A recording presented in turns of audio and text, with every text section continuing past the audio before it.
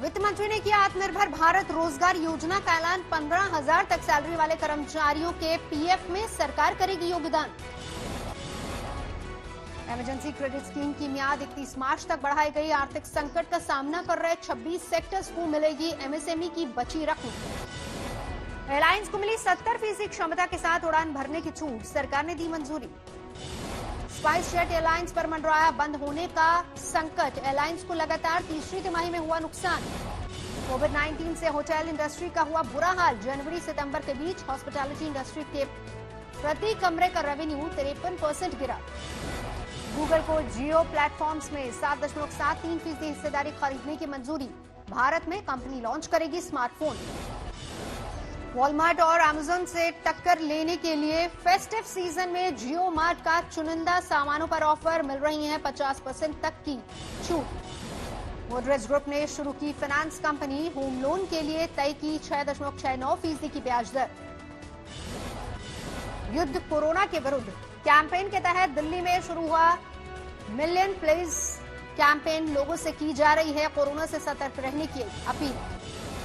पुणे की इंजुटेक industrial solutions ने दिल्ली में लॉन्च की कोरोना किलर डिवाइस। आईसीएमआर और एनआईबी से प्रमाणित है। हवा में सर्कुलेट होकर सतह में ही वायरस को खत्म करने वाली डिवाइस। इकोनॉमी के लिहाज से फेस्टिव सीजन जबरदस्त बहार लेकर आया है। हर तरफ बिक्री का आलम है। बाजारों से लेकर ऑनलाइन तक सभी तरफ ग्राहक ही ग्राहक है। लेकिन इस खरीदारी से असली सफलता तभी मिलेगी जब दिवाली के बाद भी ये सिलसिला जारी रहे। आखिर क्या मानते हैं अलग अलग सेक्टर्स के एक्सपर्ट्स, देखते हैं इस रिपोर्ट में।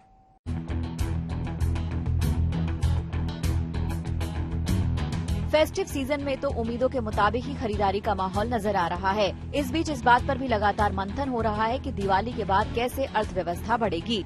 इसके लिए राहत पैकेज पर ही सबसे ज्यादा उम्मीद है। इसी कड़ी में बड़ा ऐलान किया गया है। आत्मनिर्भर भारत के तहत देश की मैन्युफैक्चरिंग क्षमता को बढ़ाने और निर्यात को बेहतर बनाने के लिए प्रोडक्शन लिंक्ड इंसेंटिव यानी पीएलआई स्कीम का दायरा बढ़ाने के लिए इसे 10 सेक्टर्स में लागू किया जाएगा। सरकार का दावा है कि इससे घरेलू कंपनियों को भी फायदा होगा। We are looking at 1, Atmanirbharta, 2, making sure that India will be a part of the global value chain, and 3, ensuring that critical sunrise sectors get the necessary support from the government so that we are able to build an India which is strong enough to service its own domestic market, but also making sure that we are able to link up with the global value chains. Modi सरकार ने यह फैसला किया कि 10 उत्पादन के प्रमुख क्षेत्रों में उत्पादन आधारित प्रोत्साहन राशि यानी प्रोडक्शन लिंक्ड इंसेंटिव दिया जाएगा। 10 प्रमुख सेक्टर्स में पीएलआई स्कीम लागू किए जाने से भारतीय मैन्युफैक्चरर्स का दुनिया में डंका बजेगा और भारत ग्लोबल सप्लाई चेन का हिस्सा बन सकेगा। अभी तक उठाए गए कदमों के सहारे इकोनॉमी के पटरी पर लौटने का भरोसा अब कारोबारियों को भी होने लगा है। जहाँ तक बिजनेस की बात है, दिवाली के बाद definitely it will pick up, but it will take the speed according to me from April onwards. So next 2020 is almost you can say gone to revive the industry again in the coming 3-4 months. But from 2021 April first quarter, India will have a very good increase in GDP as well as the business across the world. Diwali के बाद उम्मीद है कि economy का हर एक sector बेहतर प्रदर्शन करेगा। सबसे ज्यादा लुढ़कने वाली होटल इंडस्ट्री में भी अब ऑक्यूपेंसी अप्रैल के 10% के मुकाबले अक्टूबर में 26% हो गई है। घरेलू उड़ानों को भी प्री कोविड स्तर के 70% के बराबर मंजूरी मिल गई है। इसी तरह आईपीएल के सफल आयोजन और आईएसएल की शुरुआत के बाद अब तो राज्यों के स्तर पर भी खेल प्रतियोगिताओं के आयोजकों के हौसले बुलंद हैं।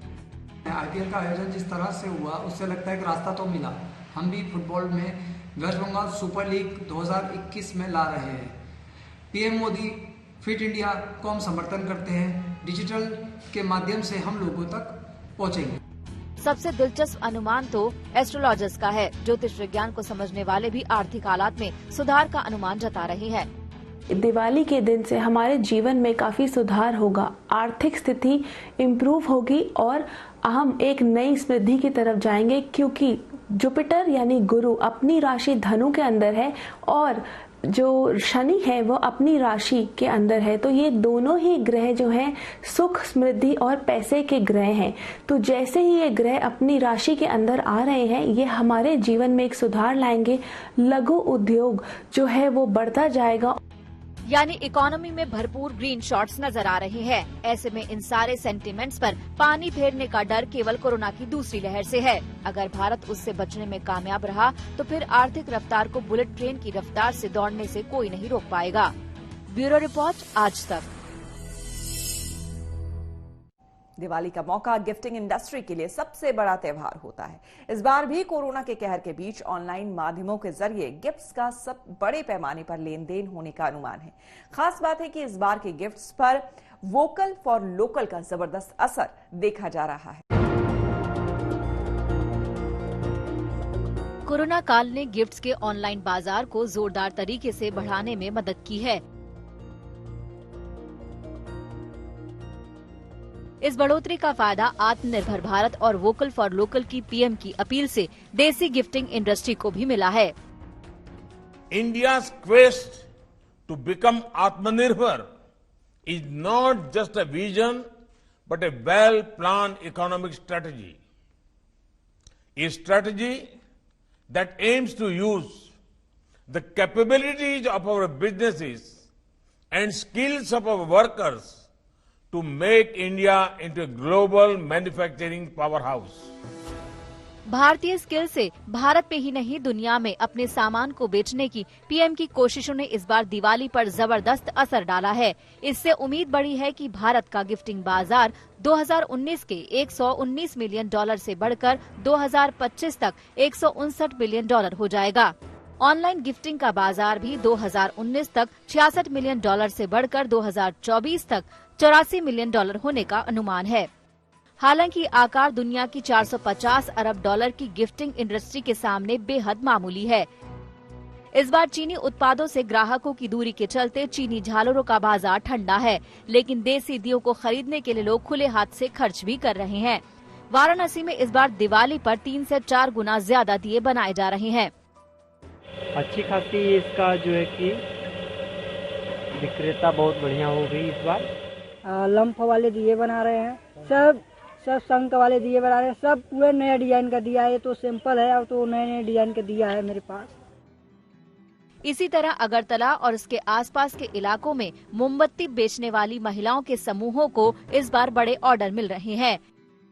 इस महिला समूह ने कई और महिलाओं को ज्यादा ऑर्डर पूरा करने के लिए रोजगार दिया है। ये तो बहुत शुद्ध देसी भारतीय उत्पाद हैं, लेकिन इन उत्पादों समेत हर तरह का सामान बेचने वाली ई-कॉमर्स कंपनियां भी दिवाली के गिफ्ट्स के सहारे अपना कारोबार तेजी से बढ़ते देख रही हैं। जियो मार्ट ने अपने ऐप और वेबसाइट में एक गिफ्टिंग कॉर्नर ऐड किया है, जिसमें मिठाइयों, स्नैक्स, इलेक्ट्रॉनिक प्रोडक्ट्स पर 50% तक का डिस्काउंट मिल रहा है। फर्न्स एंड पेटल्स तो अप्रैल से ही ऑनलाइन गिफ्टिंग और सरप्राइज लाइव सिंगिंग जैसे ऑफर्स लोगों को मुहैया करा चुकी है। लेकिन मिठाइयों के लिए मशहूर दिवाली को इस बार दुकानदार खास बनाने की तैयारी में है।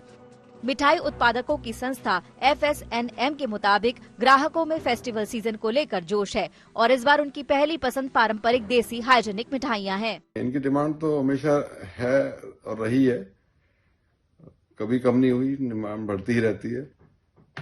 और हर परिवार की पसंद है, हर परिवार में बड़े शौक से मिठाइयाँ ही खाई जाती हैं, जैसे लड्डू, गुलाब जामुन, मावे की मिठाइयाँ, बंगाली मिठाइयाँ। अब इस बार पैंडेमिक की वजह से थोड़ा कस्टमर के बिहेवियर में थोड़ा चेंज है, वो न्यूट्रिशन वैल्यू को ज्यादा और ध्यान दे रहे हैं।